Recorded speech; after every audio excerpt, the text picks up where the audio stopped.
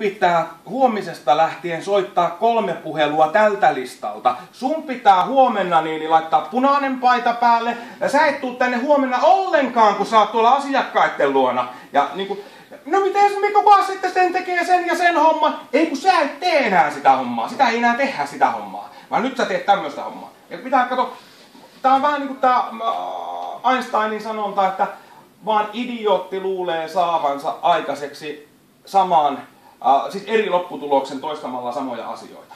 Eiks niin? Eli pitää niinku kertoa, mitä pitää lakata tekemästä ja pitää kertoa, että mitä pitää alkaa tekemään. Ihan niinku suoraan niinku kädessä.